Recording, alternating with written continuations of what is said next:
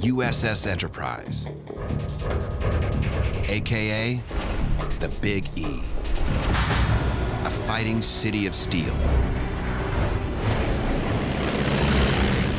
She is the most revered, decorated ship of World War II. On this 360-degree battlefield, where threats loom, on the seas, in the skies, and in the ocean depths, the Enterprise's enemies could be anywhere and everywhere.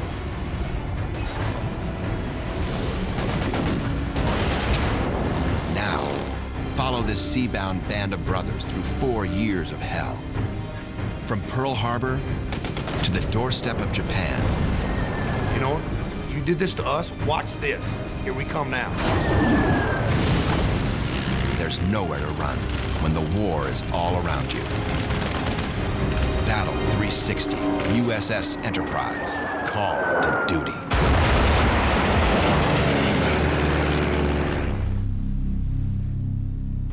The Central Pacific, February 1st, 1942. Aircraft carrier USS Enterprise, with 2,800 men aboard, steamed through hostile waters near the Marshall Islands.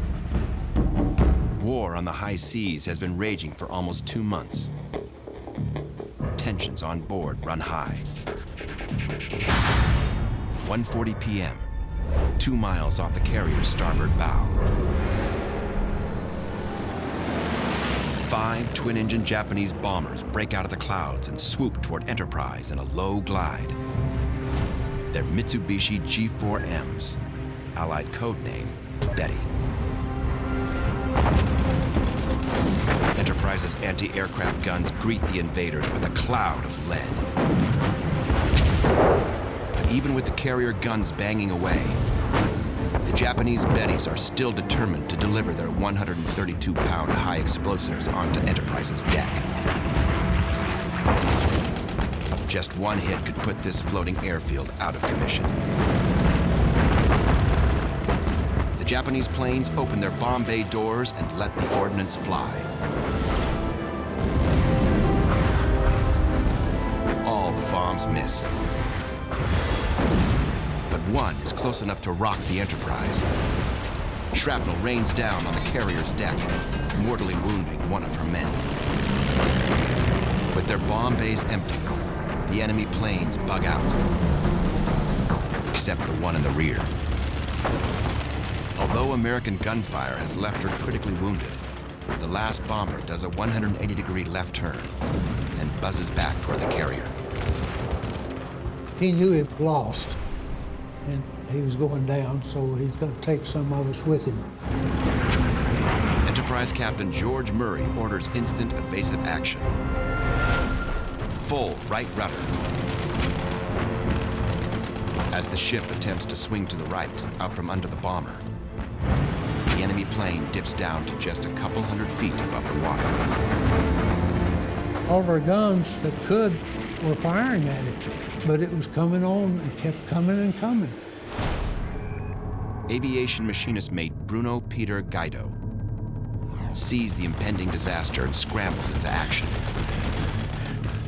This sailor actually ran across the flight deck, jumped into a parked airplane, got on one of the machine guns from the plane. And he took the guns up like this, and he started shooting at them like this. With the ship moving sideways, at the last moment, a suicidal enemy bomber charts a flight plan for maximum destruction. He banks sharply to the right on a collision course with the Enterprise. As the bomber crosses over the deck, its right wing shears off the tail section of Guido's plane.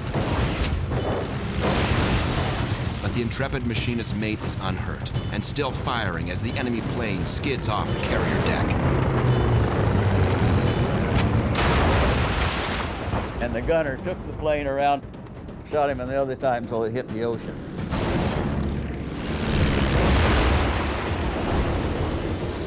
It is clear to his shipmates that Guido's heroics have saved the day. His quick action spared the carrier a devastating blow.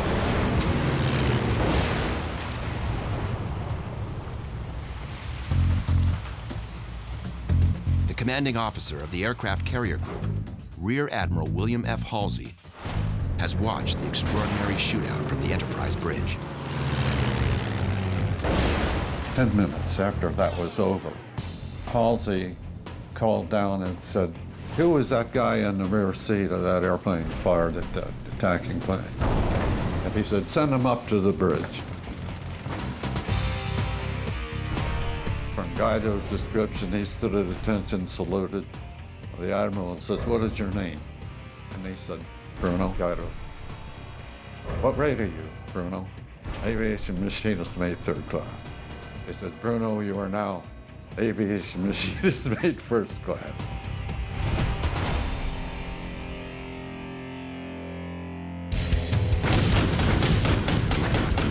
For Enterprise's sailors, it's just another day on the job.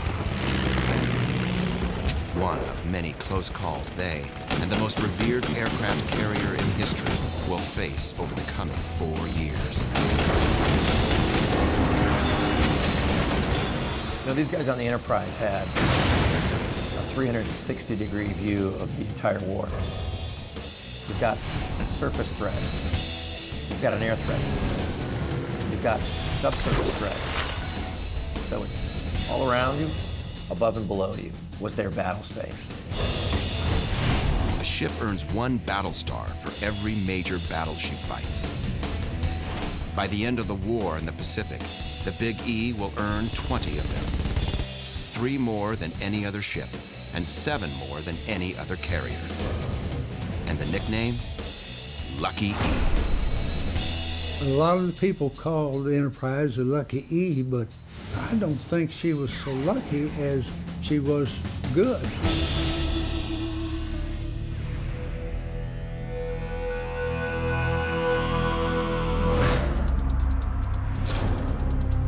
The story of the Enterprise began 6 years earlier.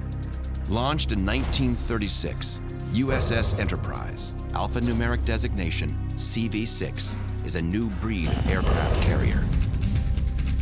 Yorktown class, the supercarrier of its era. It's a sleek-hulled, medium-weight vessel, 108 feet wide, with a flight deck running across almost the full 809 feet of her length. Her deck is Washington State timber. Her hull, Pennsylvania steel. Displacing 25,000 tons when fully loaded, the Enterprise has a range of 12,000 miles, with a top speed of 32.5 knots. She's armed with 24 50 caliber machine guns, 4 quad 1.1-inch cannons, and 8 5-inch guns that can take out air or surface targets from a maximum distance of 18,200 yards. The Big E weighs more than 16,000 tons less than the older carriers in the fleet, but can carry the same number of warplanes into battle. She's more fuel efficient, more agile, more deadly. The Enterprise had a spirit about it, indomitability. No other ship was going to compare with it. The Enterprise can carry up to 96 aircraft. It is an armed airport. You have all of those workshops and areas underneath the flight deck, called the hangar deck, where they service the planes and where the planes are usually stowed. There are 3 elevators, and that's how those planes are brought up to the flight deck or taken below. The carrier is the floating base for 1 squadron of TVD Devastator torpedo bombers, the slowest aircraft, which are typically held back until enemy surface ships have been spotted. 1 squadron of Grumman F-4F Wildcat fighter planes patrols near the ship, guarding it from air attack. And 2 squadrons of SBD Dauntless Scout bombers are routinely deployed to search 200 square mile sectors in all directions for an enemy presence. If the enemy is located, the SBD, with a 2-man crew and a max speed of 250 miles per hour, can win an air-to-air shootout with the 2 50 caliber machine guns in its nose and dual rear-mounted 30 caliber free-floating machine guns. It also has the capability of hitting enemy ships with 1,200 pounds of bombs. With its cadre of warplanes, Enterprise is well equipped for battle with Japan. But none of the Big E's pilots have ever fired a shot in anger. How will they respond when the Empire of the Sun delivers its first attack?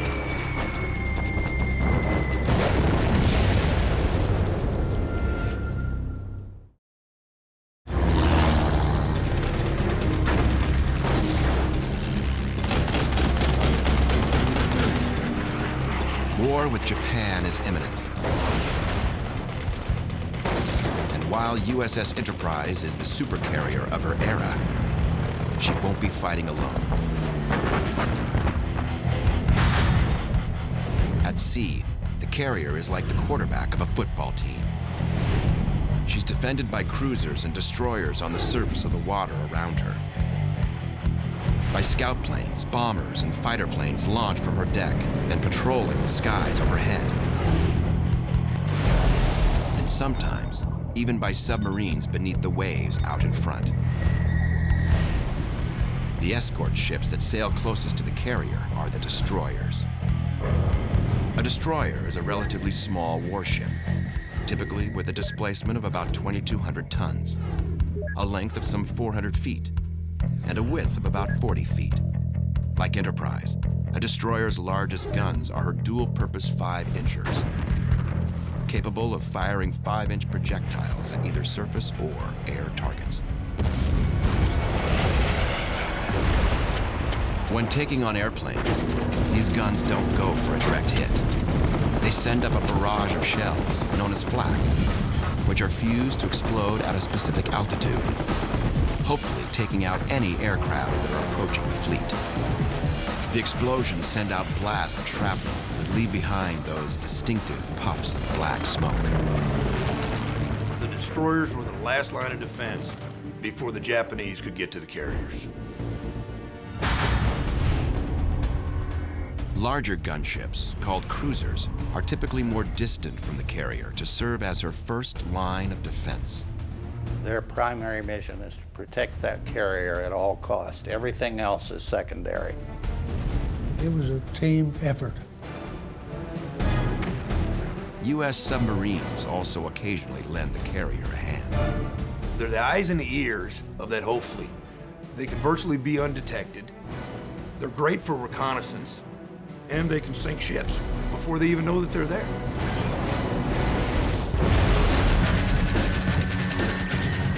But Enterprise is the heartbeat of the task force. It takes thousands of men to keep this floating city on the move. Clerks, yeomen, cooks, men in the anti-aircraft divisions, radar men, radio men, signal men, different types of technicians. The ship typically has a Marine detachment, and their job is security for the ship, and they generally have battle stations. There are a lot of people on an aircraft carrier, and all of them are doing different jobs. The average age aboard ship is 19 years old, and these young men have come from all across the country to serve on this massive melting pot. The decks echo with the accents of the Deep South and the Midwest. Ranch hands from Texas bunking with street toughs from Hell's Kitchen. Guys from Pennsylvania, Alabama, California, and everywhere in between. For many of these American boys, life aboard this megaship takes some getting used to. I grew up in Round Rock, and there's 1,200 people in Round Rock when I left there.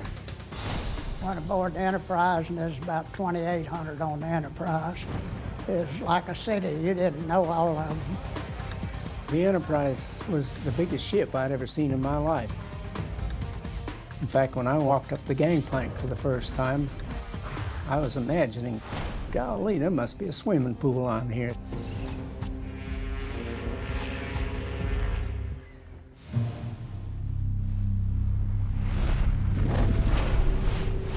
In 1941, the crew was still a largely unproven group of sailors and Marines. How they would respond in the heat of battle was anybody's guess. Being afraid carries a lot of baggage with it. I was never so afraid that I wasn't able to carry out all my responsibilities 100%, because I, like everybody else aboard that ship, was determined we were not ever going to let our shipmates down. I think that one thing there kept us on the job regardless of what the circumstances were.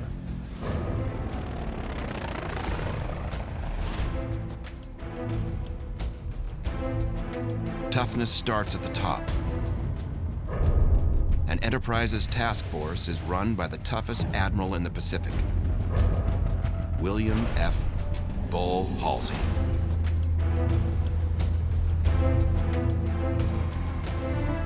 Halsey's fearless and disciplined. And most importantly, he's a scrapper. Bull Halsey was a man of great personal will, a firm commander, a man that wanted to be in the middle of the action, in the thick of the combat. He was a fighting admiral. I have seen him many times on the bridge when we were under dive bombing attacks, shaking his fist and cussing those Japanese dive bombers. And he was out there, he'd have a helmet on, but that was about all. His men immediately respect him. And over the next several months, they will come to love him too.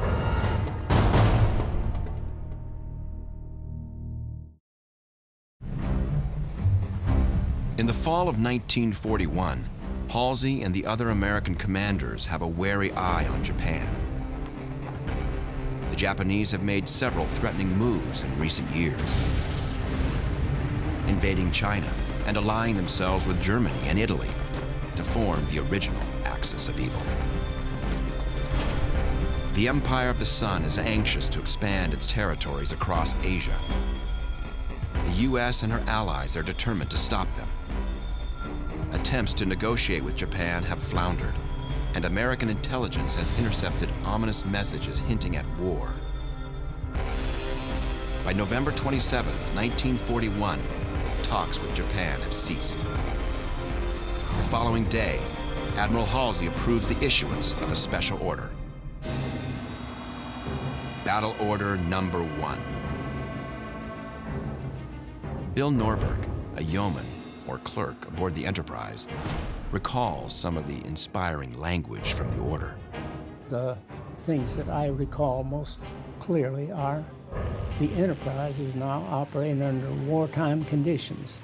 Steady nerves and stout hearts are needed. Steady nerves and stout hearts indeed. December 6, 1941. Enterprise is 300 miles from Pearl Harbor. The Big E is due back at Pearl this evening. Lucky for Enterprise and her task force, Mother Nature has other ideas.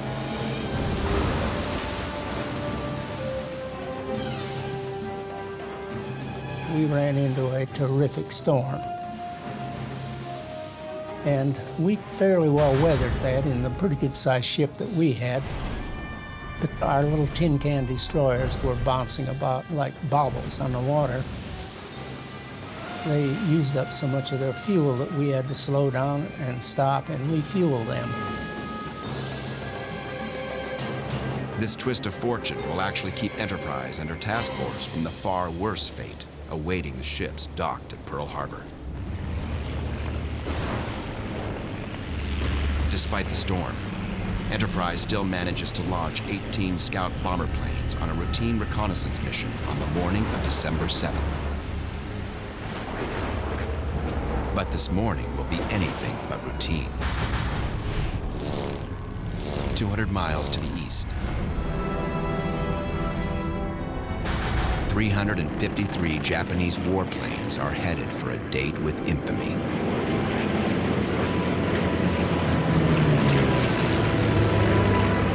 Enterprise crewman Sergeant Frank Graves has been temporarily assigned to a post on dry land.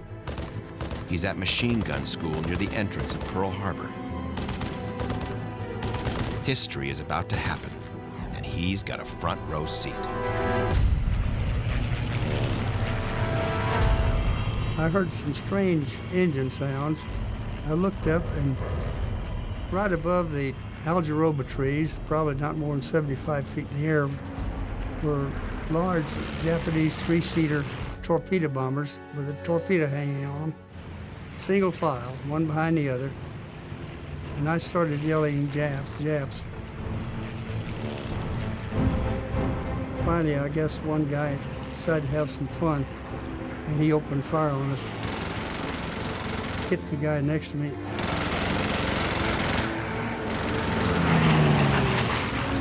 Although Enterprise herself is not in the thick of the battle, Pearl Harbor provides a preview of the fearsome firepower the ship will soon be facing.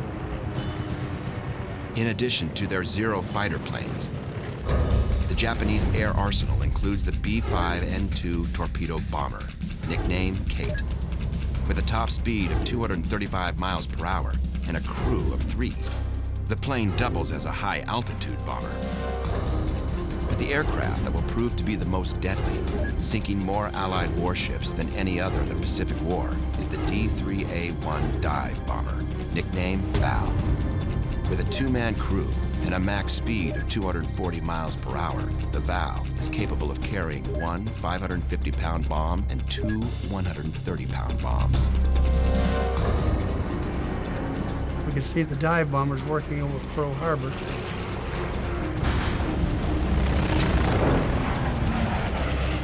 Later on, some high-level bombers came in Pearl Harbor, and I suspect that's the one that got to Arizona.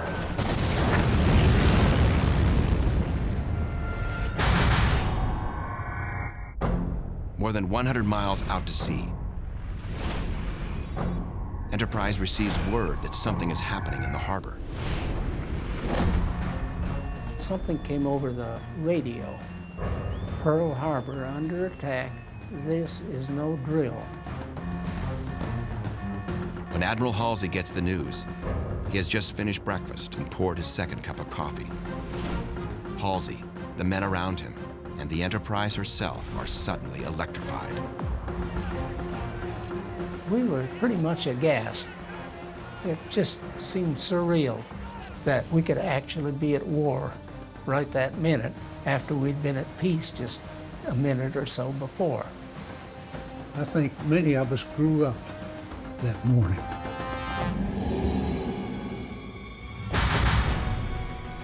Beyond the horizon to the east, the men of Enterprise's Scouting Squadron 6 approach Pearl Harbor and begin to notice that something is very wrong.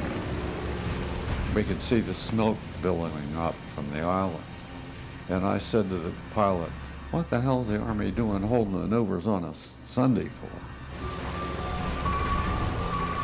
The true state of affairs is about to become very clear.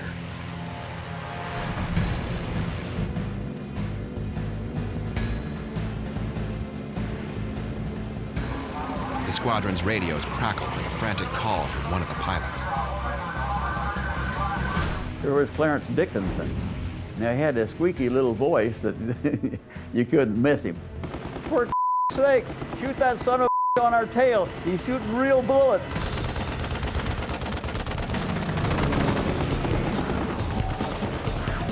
As Dickinson roars into the fight at Pearl, multiple enemy Zero fighters jump in. His rear seat gunner opens fire and downs one of the attackers.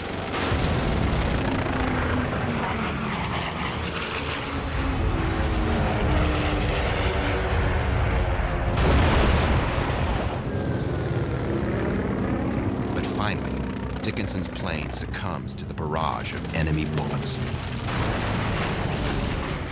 He didn't die. His gunner was killed, but he parachuted and he made it back and got to fly another plane just right away. Dickinson may have survived, but the first tangle with the enemy has been devastating. 6 of the 18 planes Enterprise launched that morning are lost. And for 11 of her airmen, the first battle of the war will also be their last.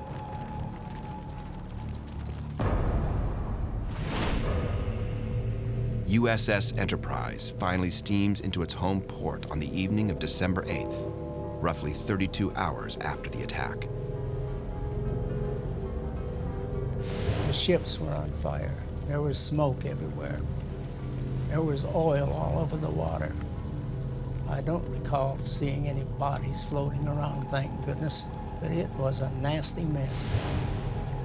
It looked bad, it smelled bad. You could almost feel gloom and doom in the air. They had fireboats and tugs in trying to put out the fires. The surface of Pearl Harbor was about maybe 3-4 inches deep with fuel oil.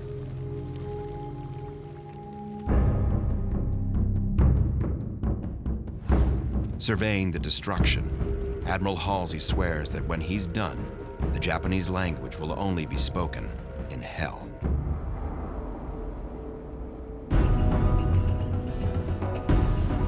Halsey orders every able body on the ship, officer and enlisted alike, to help refuel and reprovision Enterprise as quickly as possible.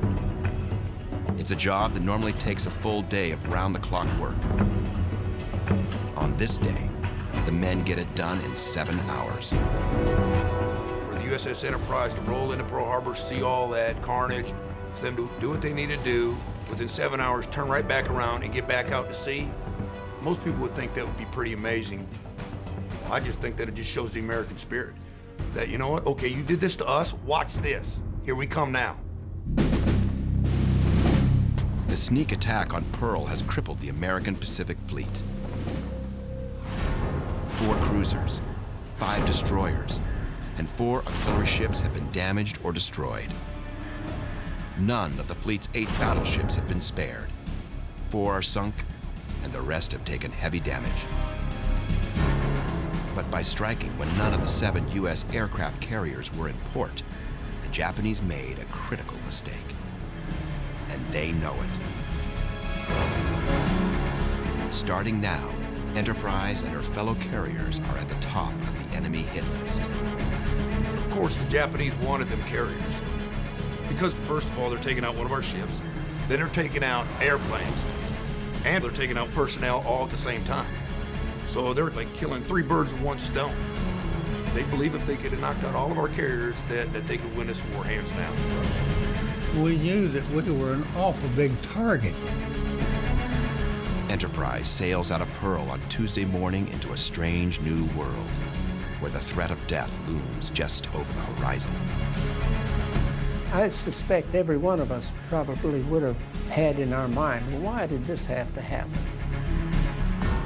But now that it has, what are we going to do about it? When we went back to sea on Tuesday morning, for all we knew, we were right into the jaws of the Imperial battle fleet. So we were a bunch of scared sailors. Understandably, tensions are high aboard Enterprise and within her task force. Fear of enemy submarines is pervasive. All eyes are open for them. Someone spotted something they thought was a periscope, and of course the destroyer escorts opened fire on it. Dropped a few depth charges around. This thing kept bobbing up periodically, and they finally got up close enough to see what it was. Someone had lost a mop overboard somewhere during the line, and this thing was, the mop handle kept bouncing up toward the surface. And everyone was a little bit amazed about all of the depth charges and ammo was wasted on that mop.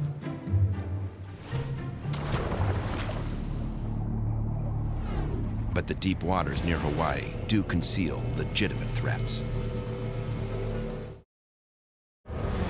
December 10th, 1941.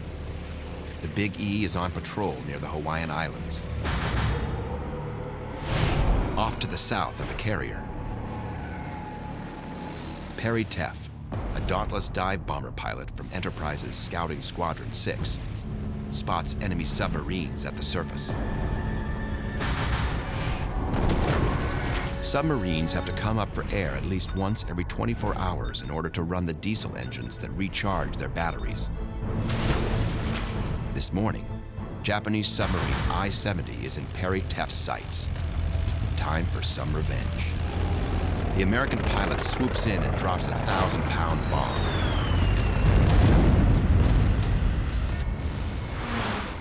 The explosion rocks the Japanese submarine, damaging it and preventing it from diving beneath the surface. Sometime later, fellow Enterprise scout pilot Clarence Dickinson, the man who parachuted from his damaged plane at Pearl Harbor, takes another dangerous dive on I-70.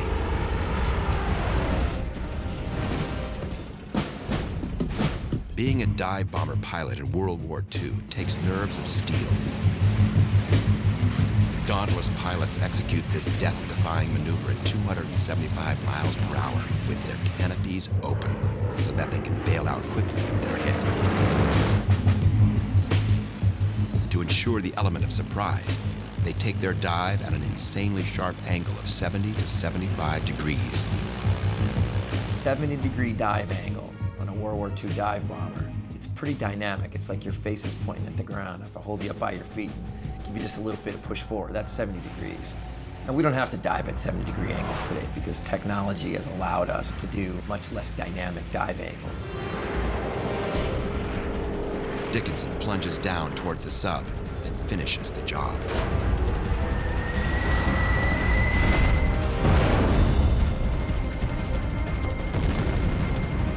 Payback.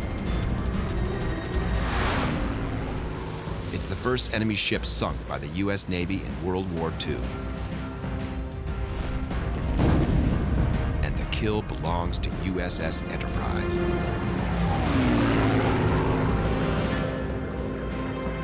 For the USS Enterprise to get the first naval kill, had to lift the spirits not only of just the ship's crew itself, but all of the American people. To show, you know what, we're not done. We're not even close to being done. Enterprise carries on with its patrol duties in the waters near Hawaii until late January 1942. Try as it might, the ship has no luck locating enemy planes and surface vessels near its home islands. The Japanese fleet has long since retired to distant waters.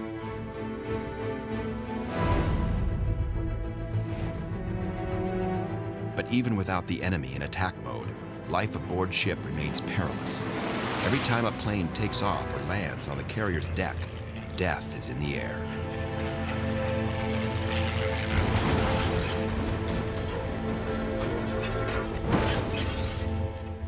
Landing on an aircraft carrier is always a difficult maneuver. Eventually, with enough experience, you get to the point where you can actually enjoy day landings. Night landings are always not enjoyable.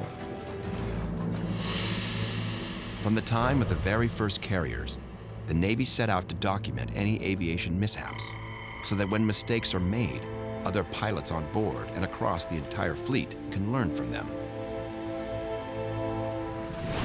James Barnhill, the ship's bugler, is also a skilled photographer. One of his jobs is to film these death-defying takeoffs and landings.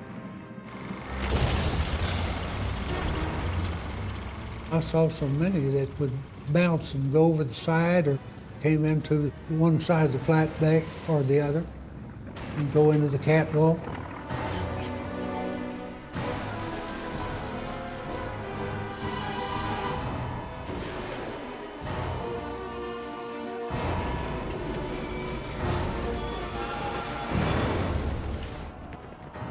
If it looked like they were in trouble, then we started the cameras rolling. If it looked like it was a good landing, we didn't bother.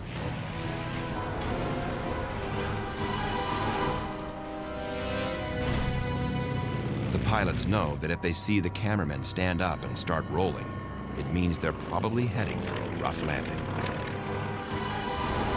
They would just be sitting up there like vultures waiting to snap pictures of another crash. Back in the day, the pilots would call that area the vulture's nest. And that name is stuck through today. Now you only have a space of landing that is 400 feet long.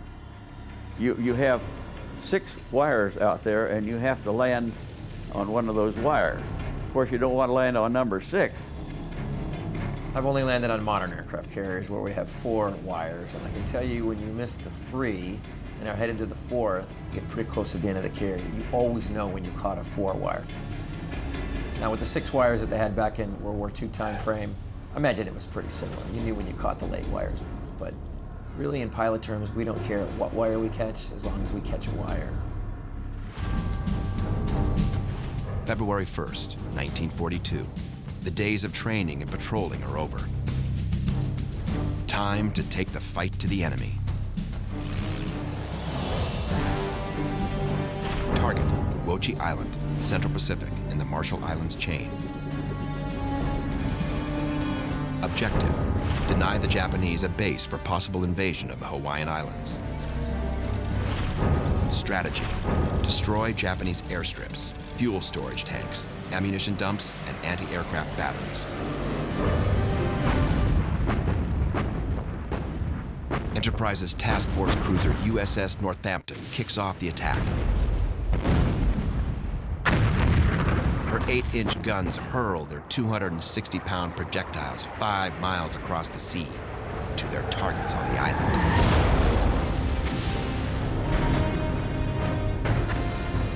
Closing to within 3.5 miles, Northampton can now use her smaller 5-inch guns to assault the shore batteries. They were firing shells over the Japanese shore batteries. And instead of hitting the shore batteries with direct hits, the shells were exploding over the shore batteries and showering those positions with shrapnel. USS Northampton is 600 feet long and 66 feet wide and displaces 9,000 tons. She has a top speed of 32.5 knots. With 9 8-inch guns, 4 5-inch rifles, 8 50 caliber machine guns, and 6 torpedo tubes, she is a force to be reckoned with. The island of WWII is experiencing that force this morning. 100 miles west of WWII, surveillance has revealed a heavy concentration of enemy vessels at Kwajalein Atoll. So while Northampton takes care of WWII, Enterprise sends its SBD bombers to strike the Kwajalein anchorage. Dusty Cleese speeds south toward an outpost on tiny Kwajalein Island.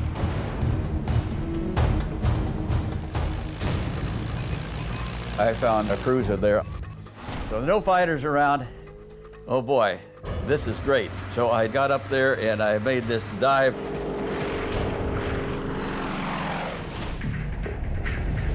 Dive bombing is almost unheard of in modern warfare. Precision-guided bombs that can be deadly accurate from 40,000 feet have made this risky maneuver obsolete.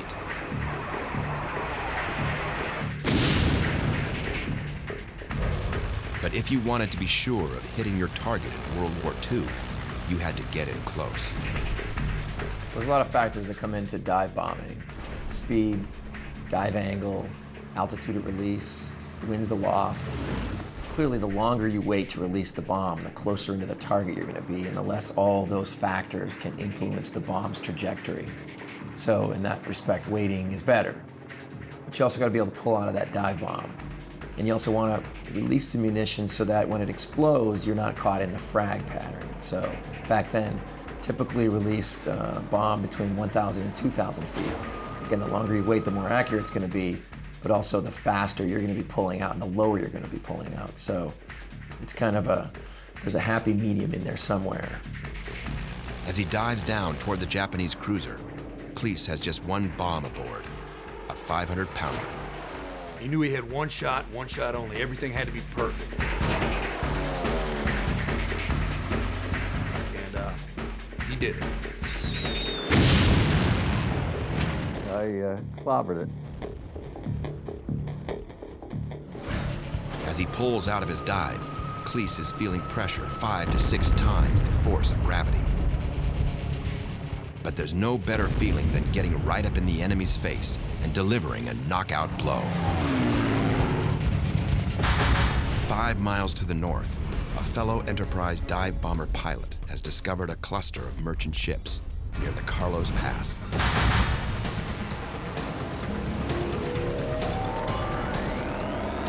He scores a well-timed hit on a tanker scrambling toward the channel's mouth.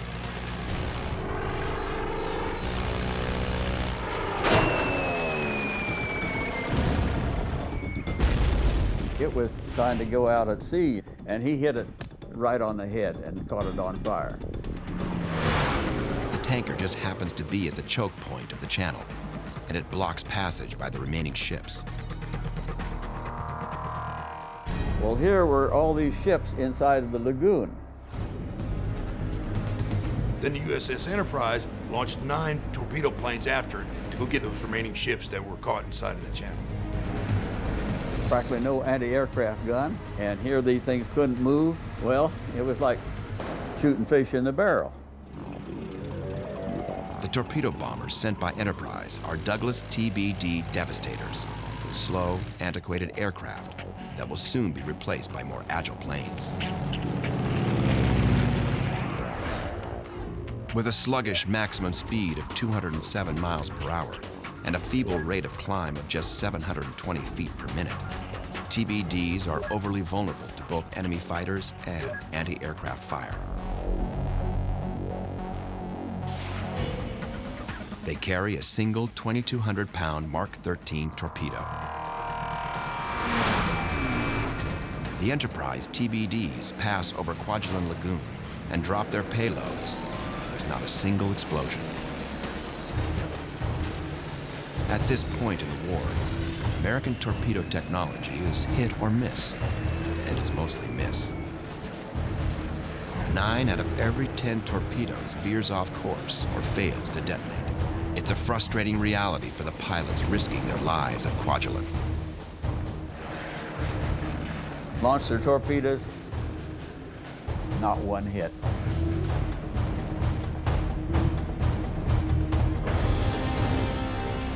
Luckily, there are American bombers in the area too, and their explosives are working just fine. Kwajalein Harbor is a smoking, burning wreck by the time Admiral Halsey calls off the attack. Some 90 enemy personnel are killed at Kwajalein, including the area commander.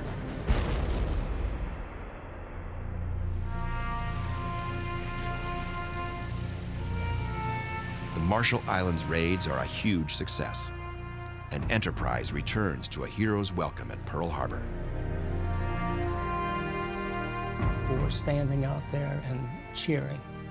I remember nurses waving towels. I remember some of the Army people holding their rifles up. And I even remember one guy holding a mop, and he was shaking that back and forth. They were so elated that somebody had whacked the enemy good and proper. And of course, our sailors were manning the flight deck by the hundreds. And they were looking pretty spiffy up there. And as we passed the Nevada, those guys hollered out in unison, "Hip, hip, hooray! Hip, hip, hooray!" And our people responded, just unbelievably exhilarating. Hip, hip, hooray! Hip, hip, hooray! And it sounds kind of sophomoric at a time like this when you look back on it, but at that time, it's just exactly what we needed.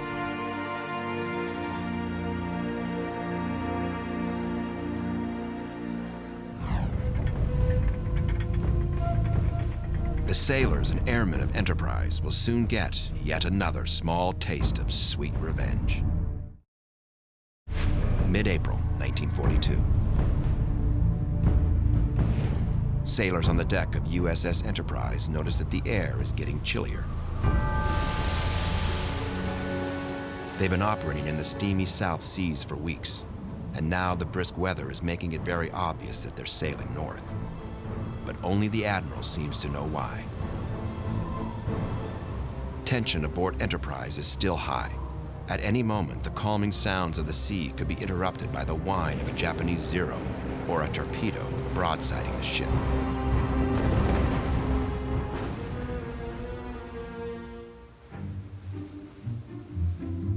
Up on the bridge, Captain's Yeoman Bill Norberg is working an all-nighter.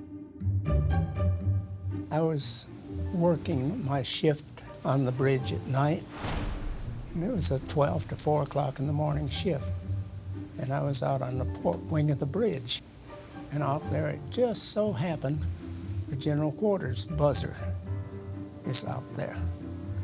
And I kind of nodded off, and my head was leaning back, and it hit that buzzer. And the thing went off.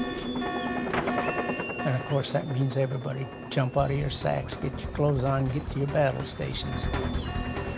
Around the ship, the crew jumps into action. Men roll out of bunks and grab for helmets. Crews ready their guns. But the skies remain quiet. Soon word spreads that this is a false alarm, and everyone aboard ship wants to know who triggered it. And I heard somebody say, I don't know who it was, but he had a pea coat on, and that was me. And I took off, and nobody caught me, thank goodness, because, you know, sleeping on duty isn't the best thing you can do in time of war.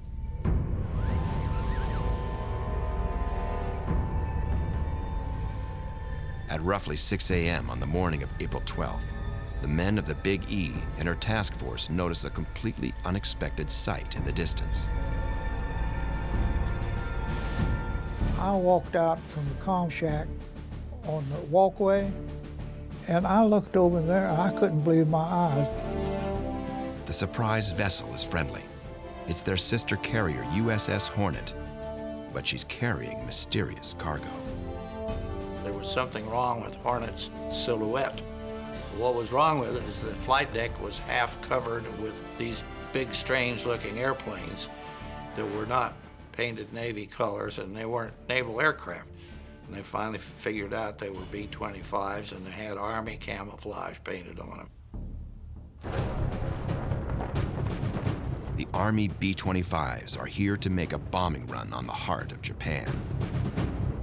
Target: Tokyo and other industrial centers around Japan. Objective: take out factories and munitions plants and demoralize the enemy by assaulting her homeland. Strategy: attack with 16 B-25 bombers launched from USS Hornet. I don't like to use the word revenge, but sure. I mean, there was some revenge that they wanted to get some back. You know, they were mad. And they weren't to stand for it then, and we don't stand for it now. You know, you reach out and you hurt us, we're coming after you. And you know what? There ain't a damn thing you can do about it.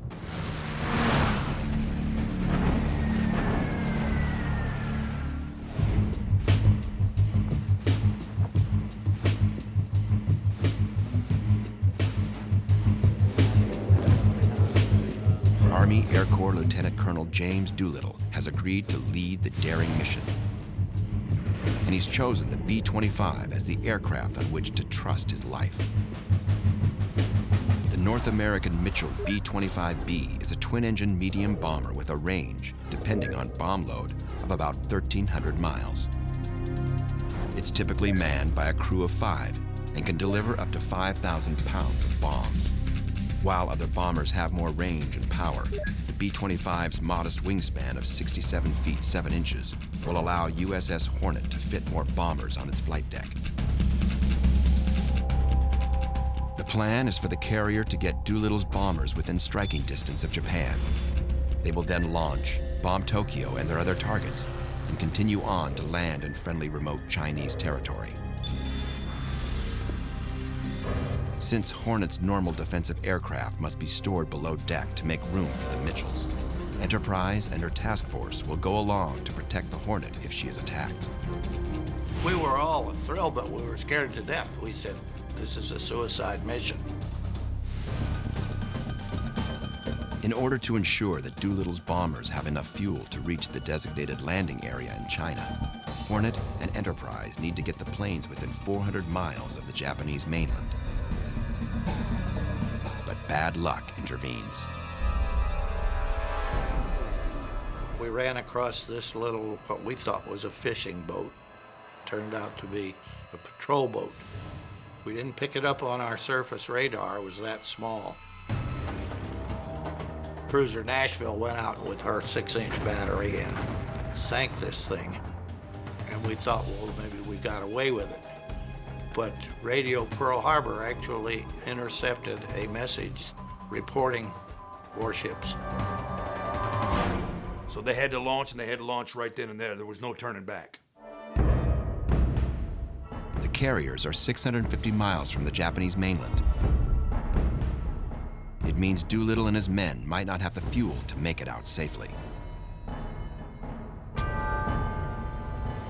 They choose to go anyway. At 8:20 a.m., on the cold, damp, and blustery morning of April 18th, 1942, the B-25 Mitchell bombers prepare for takeoff. High wind, high seas, Carrier racing 30 knots, pitching and bucking like a Bronco, about 25 knots headwind. Wind on the flight deck of the Carrier's 55 knots. The pilots have more to worry about than the weather. Carriers like Enterprise and Hornet weren't designed to launch planes this heavy. And this is the first time a B-25 has attempted to take off from a carrier in combat. That aircraft wasn't designed to be taken off in an aircraft carrier, so they really had to get as much wind over the deck as possible because wind over the deck translates to flying speed off the angle.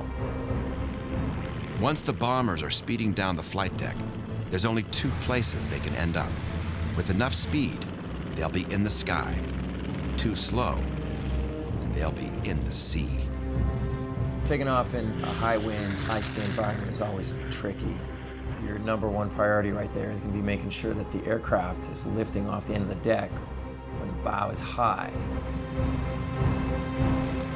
Making it even more difficult, the bombers have been stripped of all non-essential items to make room for more fuel and bombs. They're even heavier than usual. Colonel Doolittle himself is the first to go. And you got all these aircraft stacked up on the flight deck, so the first guys to take off have the least amount of runway. Doolittle's bomber struggles off the deck, but manages to stay airborne. And the second one to go off almost dipped into the water.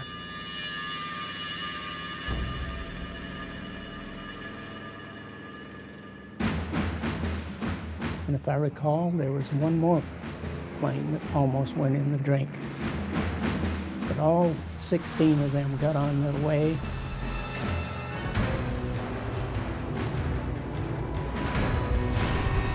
Four hours after launch, the bombers finally reach their targets. Despite enemy flak, each plane drops 2,000 pounds of hell into the heart of the Japanese homeland.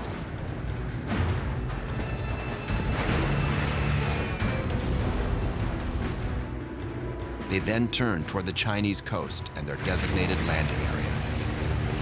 But as the last drops of fuel funnel from the bombers' tanks, most of Doolittle's air crews have no choice but to bail out or crash land.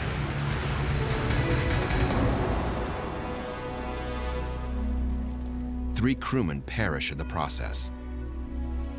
8 are captured by the Japanese.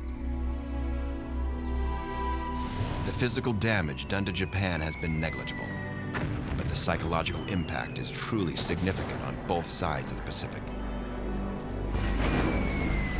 It was definitely a morale booster, not only for our servicemen, but for our whole country. At a time of war, when the enemy is getting nailed at the heart of their homeland, it makes you feel like, you know what? You tried to stop us, ain't happening. We're coming after you. It showed the Japanese that they weren't invincible, that we could reach out and we could touch them.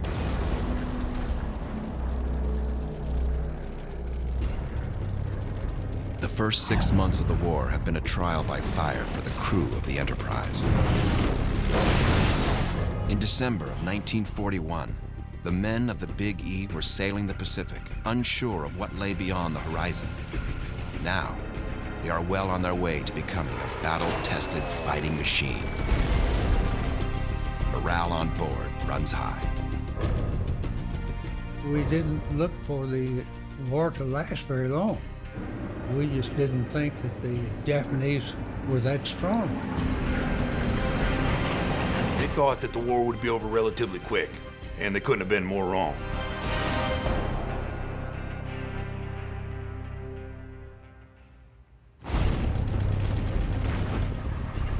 Soon, the pilots and gunners from the Enterprise task force will come face to face with the enemy again.